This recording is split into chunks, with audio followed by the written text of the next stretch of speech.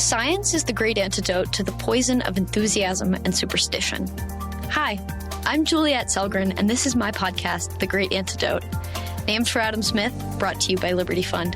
To learn more, visit www.adamsmithworks.org. Welcome back.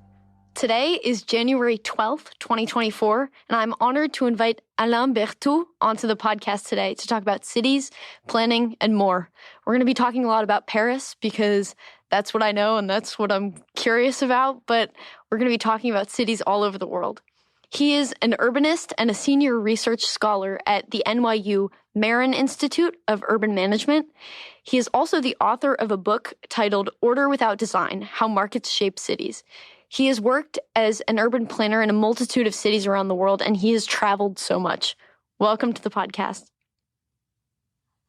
Thank you for the introduction. So before we get into cities, and maybe this is related, but what is the most important thing that people my age or in my generation should know that we don't? I think that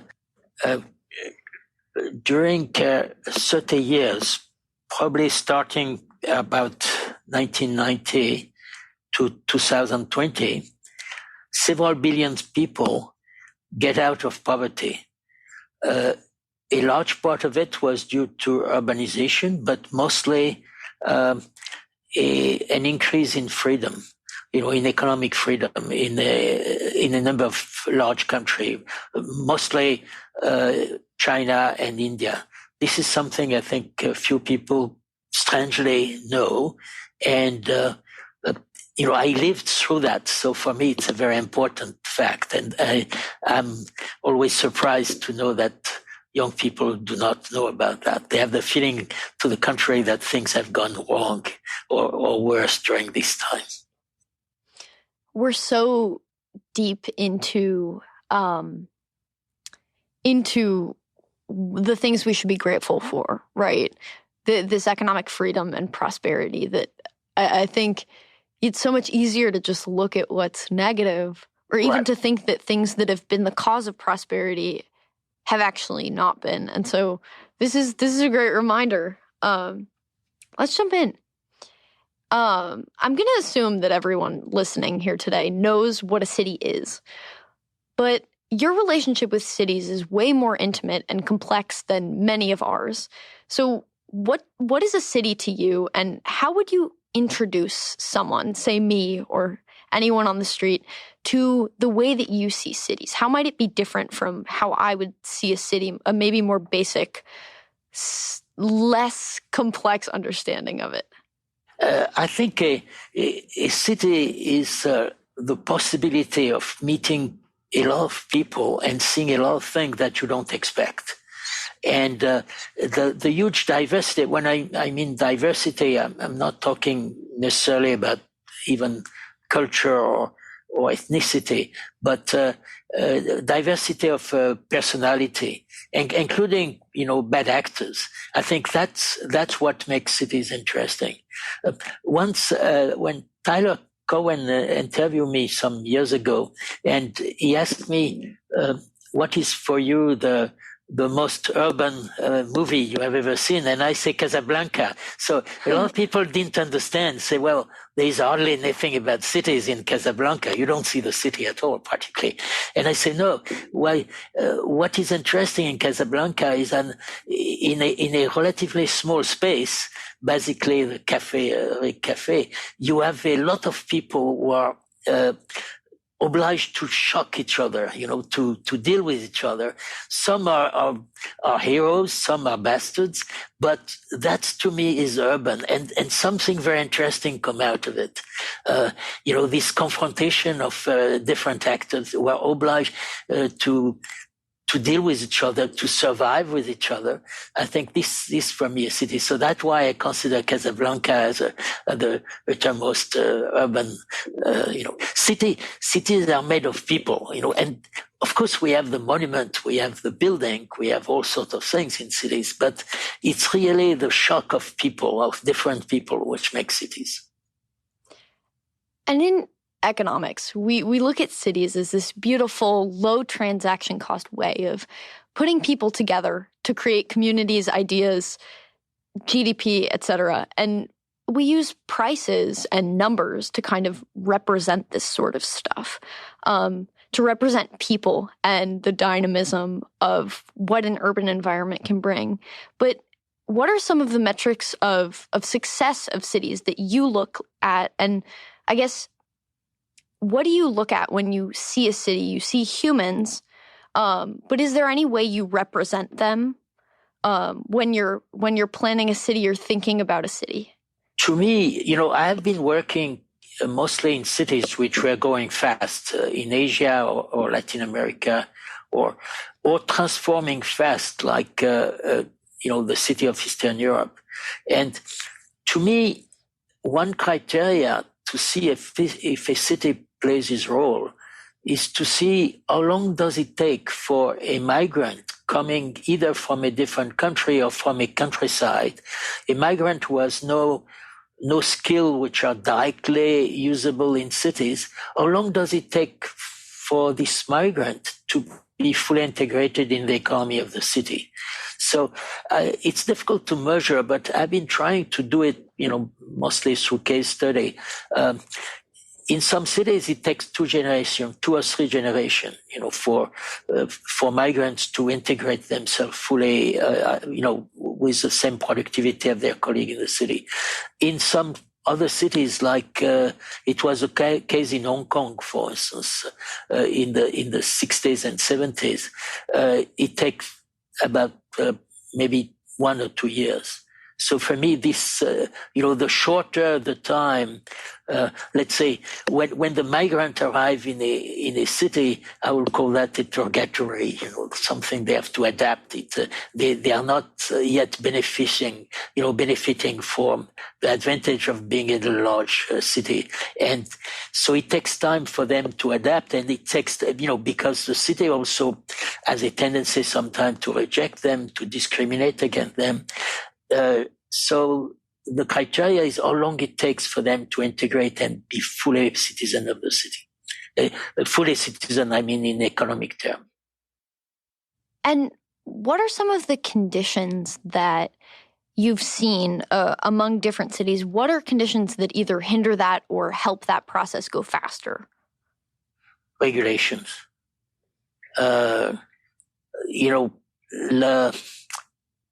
Usually cities tend to regulate the way you settle in a city, how much land you consume and how much floor space you consume. Their very strict regulation would give you minimum. So the city obliges you to, if you arrive in a city, to consume a minimum amount of land and floor space. And this keep a large number of people outside. They are still in the city, but they're outside of society. They are in the informal sector. They are there in a way illegally, not because they are not allowed to migrate to the city, but because they cannot consume the minimum that the city managers consider socially acceptable. So I think that the main discrimination is that, working in favelas in Brazil, or in slum in India, in Mumbai, things like that, you see this segregation, but which is purely arbitrary. It's human inflicted. Yes, it's true. The people who come are poor, and in every city you have people who are poor, but to oblige them to consume a minimum of floor space and land to be admitted, legally in a city, I think is a terrible thing. Imagine if you have a famine somewhere, people do not eat enough. Would you put a regulation? You think that the best thing to deal with that would be to say, well, from now on, we have a regulation which says that everybody should have at least 2,000 calories a day. No, this would be absurd. And this is what we are doing with our regulations. if people are starving, you try to, you manage to bring food to them and distribute it, the food, or, that's a way to do it. It's not to regulate the minimum consumption. And I guess so it's pretty easy to see that this sort of regulation will hurt people who are trying to come to a city, maybe to actually benefit from the economic benefits of a city or the culture or whatever it is. And it's hindering those people. But what sort of costs are there to the people who are currently living in a city when new people are not allowed to come in? When new economic classes are not allowed to then integrate and benefit? What is the drawback for the city as a whole? And have there been cases where this sort of regulation and this sort of limitation on movement into a city has kind of been the downfall of a city? I think that people. It's very difficult for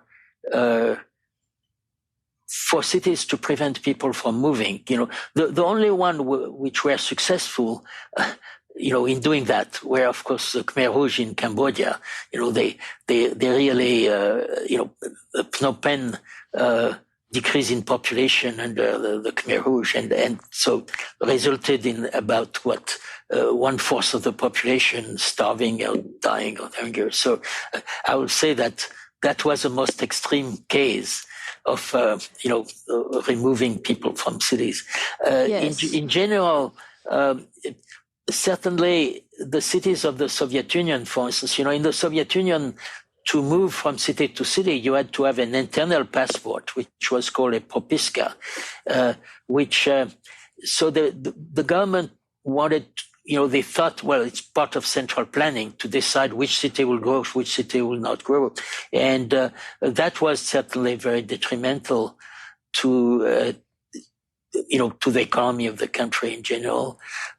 By the way, Russia now is closing 60 cities, which we are creating at the time of, the central planning, and which are not viable now under normal economic conditions. So you imagine having to close cities because there are no jobs left, because they are located in an area that, it's impossible to have a real economic life. So that's a problem. At the same time, when I was consulting in Russia, about 12 years ago, they asked me if I could help on that, and I told them I have absolutely no competence. I have always dealt with cities where the main problem was precisely to accommodate a larger population or to adapt the city to higher incomes, which was the case in Europe, for instance. So that, a city which has to be closed is probably one of the most tragic. In a certain way, Detroit faced this problem at the same time. It seems that now they are bouncing back, but the loss of population, which was due at the time for, not discrimination against migrants, but just mismanagement, gross mismanagement of the city. Yes, there is a price to pay. So kind of following this train of thought about Russia and the Soviet planning, is there anything that they did right? Is there anything with respect to cities, maybe the ones that actually would have existed on their own economically, that they did maybe better than spontaneous order? Not that I know. I mean, they had, by the way, the Russian had a good education system, and especially, in science. History or economics was probably pretty bizarre. But they had a good. I'm not sure how they did it, but they had a good.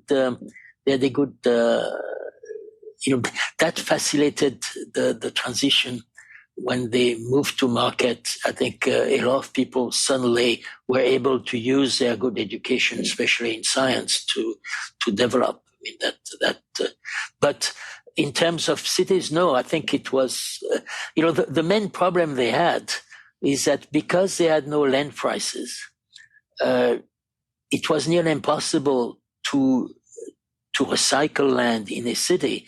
So where you had, for instance, in St. Petersburg or Moscow, you had a belt of industries which were relatively close to the center. Those industries were developed in the 19th century and the beginning of the 20th century. But because there was no land prices, to recycle this old industrial land into housing or services or office building costed a lot of money. In our economy, it's the price of land which finance recycling of land. If you have an old factory which is not productive anymore, the price of the land it occupies, if it occupies close to the center of the city, will finance, the moving of this factory somewhere else in a more favorable place. And more importantly, the recycling of land into a type of use which is more in line with the current economy of the city. Cities are changing all the time. They are compared. So land has to change also, and it's the land prices which are the motor, the engine will make this change.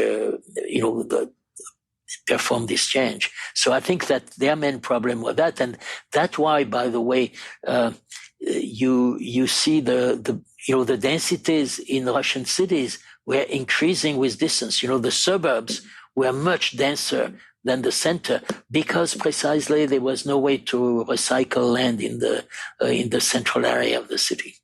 So that was a major, it increased enormously the time required for commuting, having a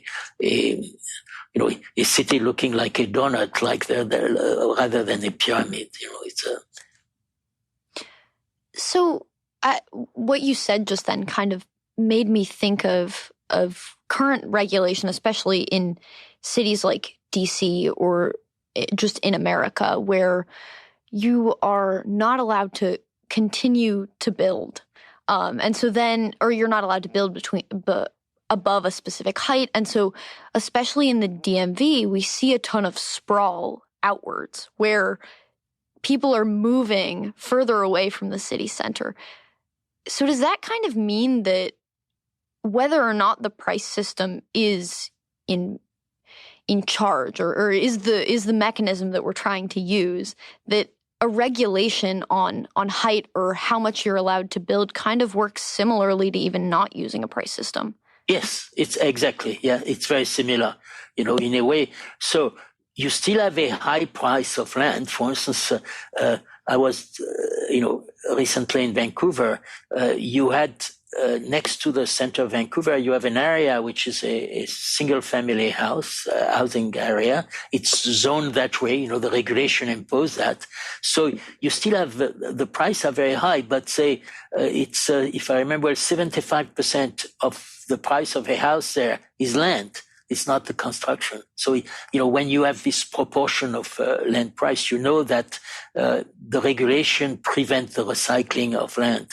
But at least you still have the price signal, which as soon as you remove the regulation, will be able to recycle the land. But yes, it's the same thing in a way. It's a regulation which prevents land use change. And unfortunately, in our Western democracy, especially I think in the cities which are relatively well managed, like Vancouver or cities of Europe or the US, people become very conservative in the sense that they feel that the city is working well and they don't want any change because they think it could be havoc. For instance, in Vancouver, when people argue about changing the changing the regulation of this neighborhood, which has single family housing next to the center, people say, well, Vancouver then will look like Hong Kong, well, like if it was something, completely undesirable. And of course, it will not look like Hong Kong unless the people, there is a demand in Vancouver for a city like Hong Kong, which it doesn't have. So you see, it's very emotional, and it's not only the planners who are imposing that. There is a support in the population, unfortunately, a misunderstanding of what a city is all about, and then let's say the discrimination is not necessarily against migrants, because migrants usually in Canada are relatively high income, well educated. It's between young and old. It's a transfer of capital between from the young to the old. The older people have bought a house 20, 30 years ago at a time where they were affordable, and then they close the door after them. And the younger people, even if they have a good degree or something, cannot afford housing, so they will tend to leave the city for a smaller city where their future will be probably less interesting, but where they can afford a house. So I think that after some time, but it takes time, we will see this effect in the demography of the workforce. You will have a workforce which is aging because the young has been discriminated against. Yeah, and I recently took a course at college on the history of Paris, and it was taught in French. And so this is and I just was in Paris, and so I've been thinking a lot about this, and I know we talked about this a little bit before the podcast, actually. But Paris is an interesting case, first because it kind of has this museum element. We call it La Ville Musée, yes, is yes, it? Yes. But then there's also something that you mentioned, and I kind of want you to get into this, is the fact that in a way, they have more freedom to build within the structures that already exist. But we've also seen that there are some statistics showing that people are leaving Paris, especially young people, and they're moving outside of Paris. And we see this sprawl where even if they're staying in les banlieues, the places around Paris, the little almost cities that are getting created around Paris, like a donut, kind of. Yes. They're not staying in Paris because it's really expensive.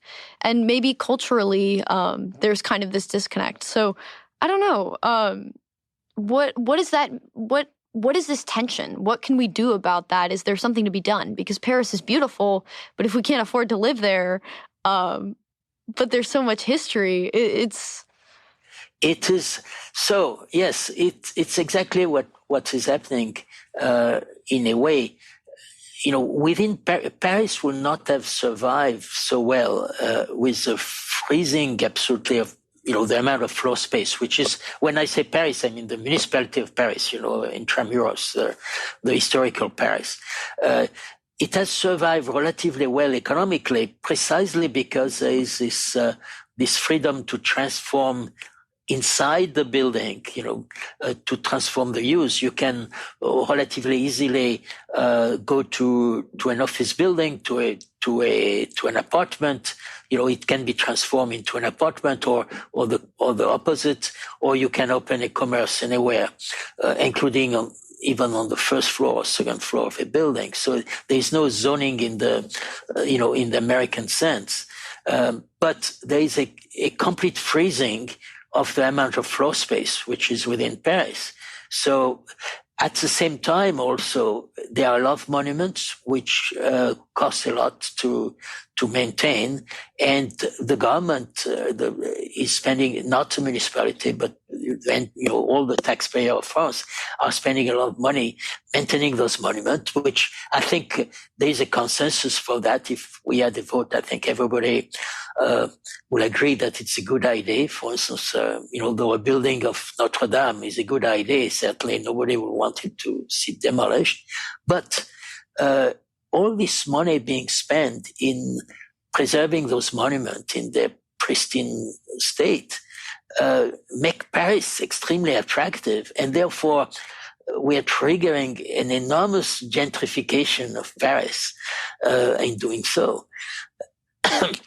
So this is a trade-off. You cannot.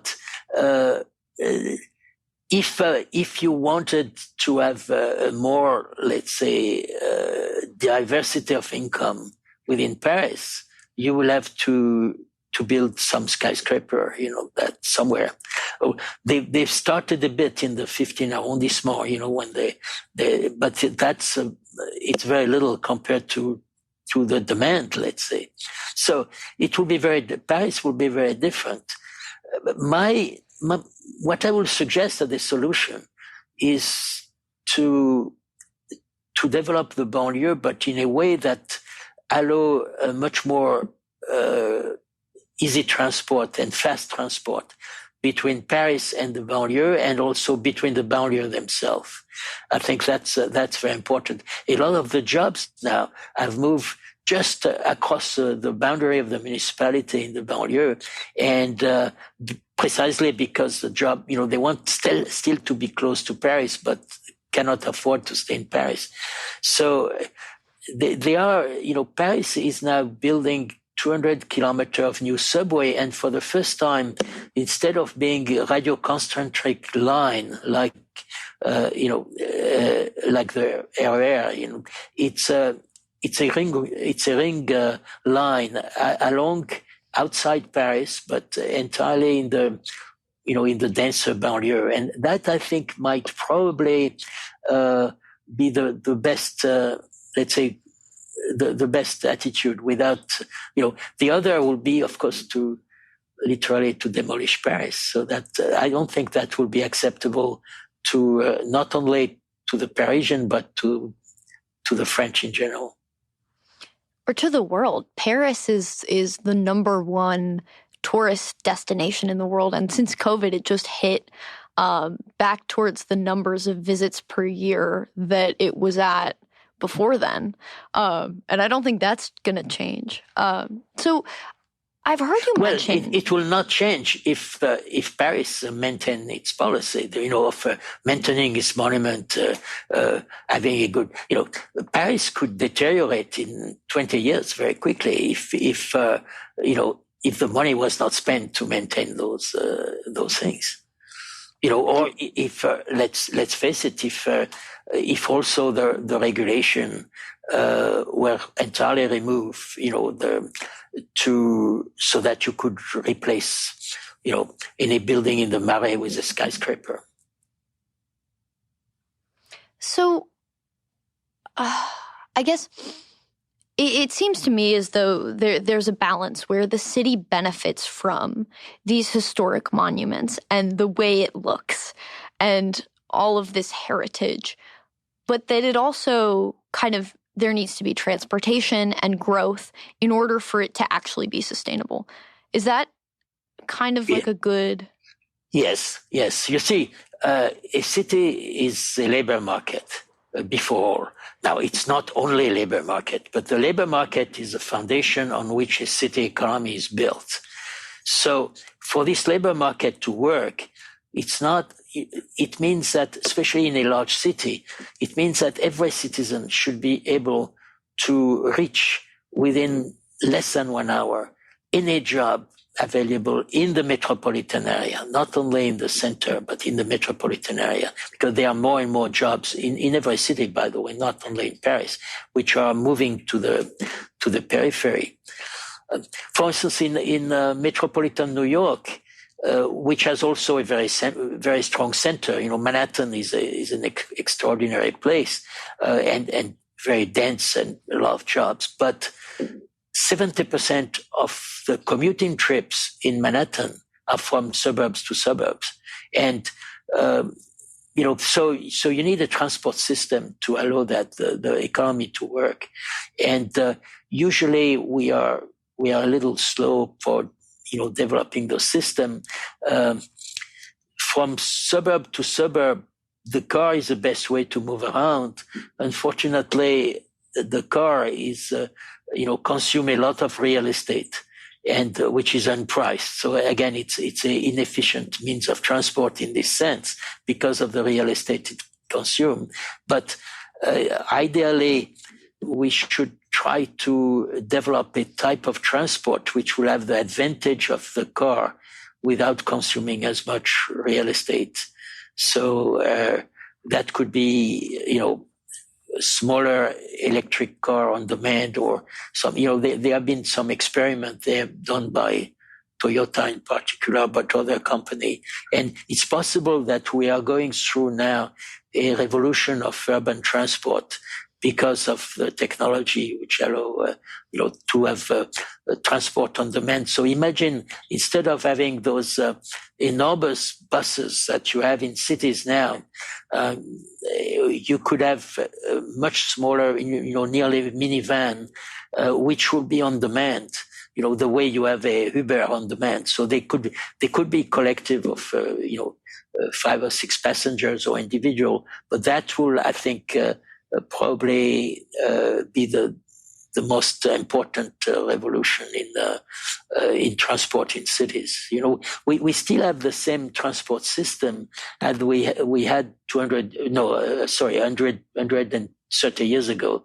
Subway were there, cars appears also about 100 years ago, and buses too. And we have about the same system, so they perform a little better. A modern subway perform better than the subway built in 1900, but basically it's the same system. I think we have to move to something a little different, and I think the technology will allow us to do that. And it sounds like inevitably out of need, these innovations and these changes are also going to be more eco-friendly, right? Dense cities with this sort of transportation will benefit the world as a whole. And so there's something about this freedom and growth that really will just lead to benefits that people don't necessarily associate with them. Right, yes. Well, first, of course, to move from vehicles which are moved by electricity rather than diesel or gasoline is an enormous advantage. Because in high density cities you have enormous pollution due to transport, which is going to disappear very soon. We are still in a transition because electric cars are still a little expensive for many people, but that I think is going in the right direction. And electric bicycle and scooter also will make a lot of difference. There are cities, for instance, in Vietnam. Culturally, people are ready to ride motorcycle. In Vietnam, you see grandmother riding motorcycle, you see teenager on motorcycle, everybody's on motorcycle. Now, the problem with the motorcycle is the noise and the pollution, especially if you still have some 2-stroke engines.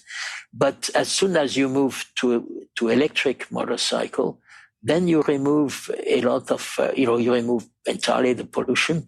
The local pollution, at least, depending on where the electricity comes from. And so the only thing would be to manage the transport for two-wheelers. And this is not the city manager are not ready. All the way streets are designed, they are designed for cars, and you could remove a lot of let's say the danger associated with two-wheelers if deliberately we try to make cities safe for two-wheelers.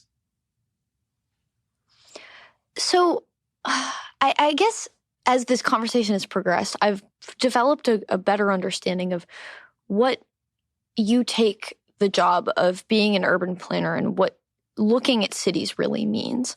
But how would you describe it yourself? And how would you kind of explain the tension between the word planning and the word urban and kind of this innovative, spontaneous yet preserved nature of cities and this balance? I like to drop the word planning in my, I like to call myself an urbanist. I see myself a bit like a family doctor, but a family doctor for cities. That's why, for instance, very often I criticize mayors who pretend to have a vision.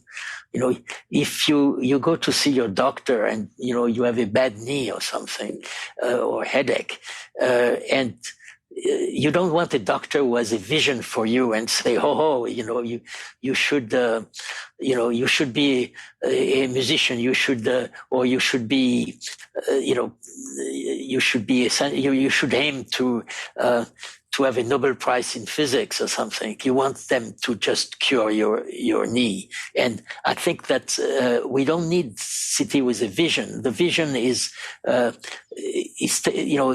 the people who live in the city individually have vision, and this is the sum of those visions which create the city. The people who manage the city should realize that their role is to be a good janitor. They should look at what the city is doing, what the citizen require, and then provide the infrastructure which support the vision of the individual citizen, rather than somebody on top having a vision that it imposes on the citizen of the city. So that's the way I see my job, and I think it wasn't. I came to this conclusion mostly because I work mostly outside of my own country, practically and inclusively outside my own country. So I realized very quickly that culture is important, and cultures are different. People make different trade-offs depending on their culture. So I had to switch off my own culture in order to be able to deal with cities in different culture. And I think that's different. So you have just to look at a very specific problem and try to what is the best solution for it, but never impose a vision. Do not have a vision on other people's cities. In the same way as you don't want a doctor to have a vision for you. You want the doctor just to cure whatever is wrong. And this seems to kind of elaborate and explain why, even if Vancouver builds some skyscrapers instead of having single-family homes very close to the city center, why it wouldn't look like Hong Kong, because it's culture, right? So that's right. So what have you seen to be more of a driver? Obviously, regulation plays a big role and culture plays a role. What is the relationship between these two? Well, culture is the type of trade-off people make. There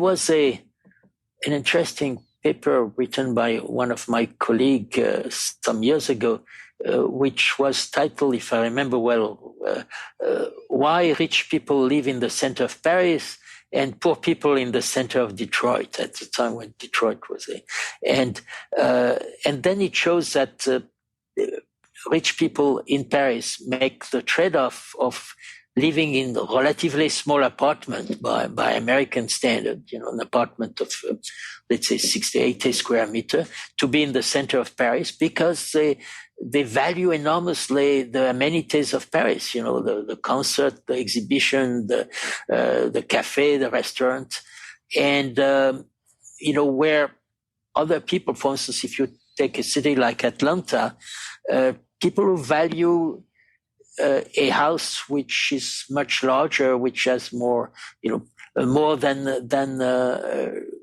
being close to amenities. By the way, in the center of Atlanta, you do not have a concentration of amenities. You have, but they are spread all over the city. So there is no, in a way that represents a different culture, but also that people maybe do not value being close to amenities as much, and they'd rather make a trade-off having a larger house. It's completely understandable in a certain way, but it represents culture, and culture evolved. By the way, the things could change over time. But it's a slow thing, and you have to take into account. You cannot project your own culture or your own preferences on a city. You have to acknowledge that those trade-offs are completely honorable. It's not so. Some people, for instance, some of my colleagues advocate higher densities or lower densities. I don't think it's something which should be advocated. I think it's a if you remove the regulation which constrain consumption, then let the people decide where to live and how much they want to consume and whether density or not. A city like Atlanta or Houston, which have very low densities, are provide as many jobs as others with high density, like say Hong Kong or Paris. So it's an alternative. Personally, I prefer cities with high density, but that's my personal choice. It is not. You cannot demonstrate that a city like Houston, for instance, is less efficient than a city like New York with much higher densities and a very prominent center. You can't. So your understanding of all of these issues and all of these interconnected aspects of cities and of cities across the world comes from your work and the fact that you've lived in so many different cities and have worked in so many different cities. So what have been some of your favorites or even some of the most influential ones, whether your experience was great or not? Can you tell us a few stories of your time around the world? Yes, well, one of the, for me, turning point was when I was 23 and I was still studying architecture, and at the time in France were lasting 8 years, so I was not even halfway. And I decided to take a year off and to work in Chandigarh, where Corbusier was building a new capital, the new capital of Punjab was Chandigarh. So it was started in 1958, I think, the whole project. So I went there, hitchhiked my way from France to India, which at the time, was relatively easy to do. And then I had an I'd read about Chandigarh in the book of Corbusier, and I had a big admiration about this top-down thing, that everything was projected, you knew exactly all where the schools were, and everything was planned in advance. And then when I arrived there, I started working, at the planning department of the city there, and then because I was living there, I realized that everything which was planned didn't work as planned at all. There were no in the planned part of the city, there were no nice restaurant. There were no restaurant I could afford, by the way. Most of the most interesting shops were in fact in a slum, which was developed because the people building Chandigarh could not afford to live in Chandigarh. So there was a large slum just at the limit of the city where most of the people, were living there. And so I realized that within this spontaneous settlement, then you could find all the shop, all the cafe, all the that you needed, including to buy new clothes, for instance, or to meet your friends. Where in the planned city, it was completely sterile because, again, the problem of central planning, a city like Chandigarh, entirely planned like Brasilia, has the same problem of a centrally planned economy, that it does not allow for the flexibility you need for human life, that it's a mineral thing rather than being a living thing. So for me, that I think that if I had visited Chandigarh as a tourist and spent a few days there, but visiting, the building, the government building built by Corbusier and the strike, I would have thought probably it was great. But by living there, then you realize the shortcoming of, again, the top-down a city which do not allow individual initiative to flourish. What advice would you have then for people like me, or just people traveling around? I have a lot of friends who are traveling, who are studying abroad this semester in various countries in Europe. What advice would you have to us who might be visiting a city for a few days, not getting the chance to live there, so that we can have the full experience that you've had, or at least a taste of it, instead of just looking at maybe what the planners want us to look at, so that we see the full picture of a city that we're experiencing? Go to the suburbs. It might, if you go to Paris, of course, you will have a list of monuments you will have to see, La Sainte-Chapelle, or I don't know, the Arc de Triomphe or the Louvre or something. But so it will seem a shame just to take the subway or a bus and go to the banlieue. But I think that it's part of the experience in that, what I find interesting, for instance, in a city like Tokyo, that very often the banlieue is as interesting as the center of the city, because you see the life. Again, you have a lot of spontaneity within the banlieue. That so yes, of course, for me it's a little different because I'm a professional. So I try, I want to learn a city. To see all the aspect of it. Before Google Earth was available, I will go, if I arrive in a new city that I didn't know, I will walk from the center to the periphery. Sometimes it will take me 2, 3 hours, 4 hours, in order to have a cross section of what happened when you move from the high priced area to the low priced area. This cross section is important. By the way, the advantage of traveling by land, as I did going to India, was that you have also a cross section of culture when you go from you start with Turkey, then you go to Iran, then Afghanistan. You cross borders, but you cross culture too, and you see this slow change in the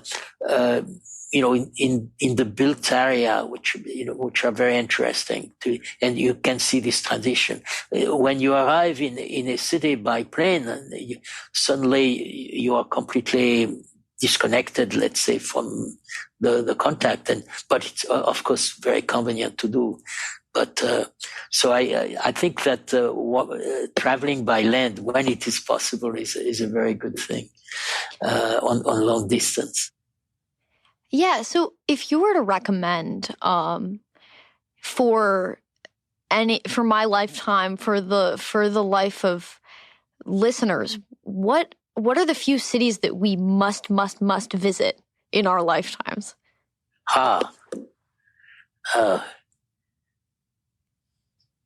I think I will not recommend any.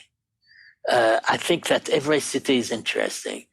Cities are like people. If I take your question seriously, I will recommend. Imagine that cities are people. Then who are the people you should meet in the world? And you say, well, you should meet a Nobel Prize, or you should meet a movie actress or actor or something like that. And yes, or a musician. But I think that you should consider cities as people that you want to meet. And the most prestigious cities are, they are interesting. They are worth seeing probably, but I think that you will be surprised to live in cities which are maybe nondescript, and you will find them interesting. I think that think about your friends. your personal friends. Some are maybe very successful, some are not, but they all have a personality which is interesting as soon as you know them. And also, depending on what you want to do, if you want to go to a concert, you have probably a certain kind of friend you will go to concert with. But if you want to go hiking for 5 days in the mountain, probably you will have another friend. So I will consider cities like that, I will not give a list of cities to visit unless you are interested by something special like Gothic art or, Byzantine architecture or something, then I could give you a city then to visit there. But I think that in general, we should, we could find charm in cities wherever they are. I feel like I could ask you a million more questions, but I'm afraid I'm going to have to end us here. I have one last question for you, but first, thank you so much for taking the time to share your stories and your wisdom and your observations with us. It has truly meant so much to me, and I've learned so much, and I know my listeners have as well. So thank you for that. What is one thing that you believed at one time in your life that you later changed your position on, and why? I know you shared one with us already, about the nature of top-down building and how that isn't necessarily the best way. But is there something else? Well, that's in a way related, yes. Being an architect, being trained as an architect, during a long time, I thought that design was the answer to everything. And that, if you have slums, for instance, which are very defective, it's because those poor people didn't have access to a good architect, the service of a good architect. And I think it was a terrible mistake. Design is important, but you can find design at every scale and not necessarily by famous architects. So I think that this idea that design can solve social problem is of course not true. So it took me a while to do that. And the first project I worked in in New York, when I was working for the City Planning Commission at the time of Mayor Lindsay, it was 1968, 69, was exactly that. At the time, Harlem had a problem of drug and crime, which was pretty serious, and the city had projected a project which was, by the way, designed by professor and student at Columbia University to build over Park Avenue using the air right of the train, which come out in Harlem, to build a skyscraper, 2 lines of skyscraper on both sides, basically over Lexington Avenue and Madison Avenue, and the idea that you will destroy those 2 blocks, which were usually, used a lot by drug addicts, and many have been abandoned before. And that by putting those people in nice apartment in skyscraper, that will solve the problem of Harlem. That again, the idea that design solve this type of problem.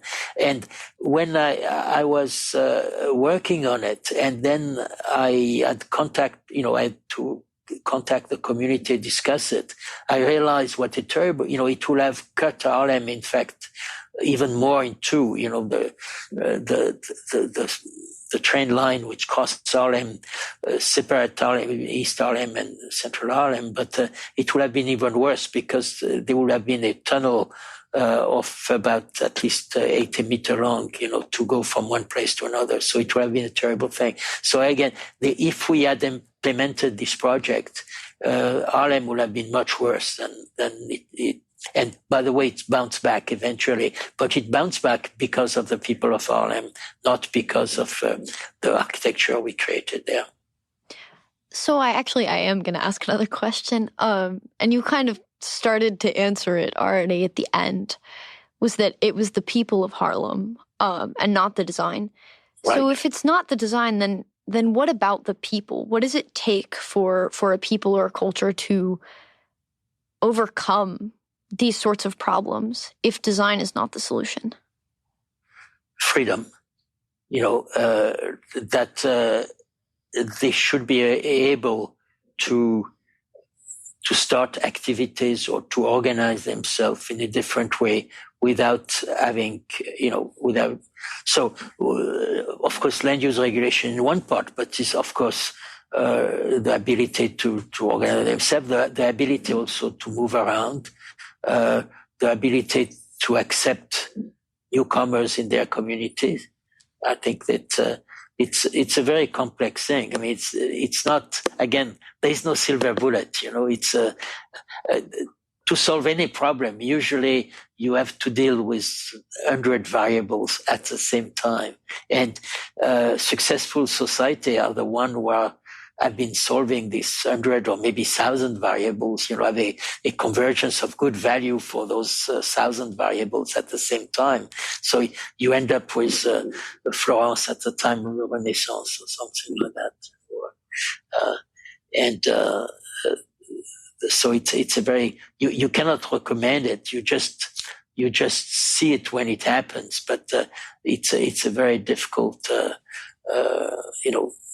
things to, again, it cannot be planned. And randomness play also a very important thing, I think, in a very important role in these things. Anything which is planned in advance is bound not to succeed. You need to introduce accident, like in the theory of evolution. You have random variations in our genes, which sometimes are bad, sometimes are good, but eventually the good give an advantage and prevails. But again, it's very, very complex.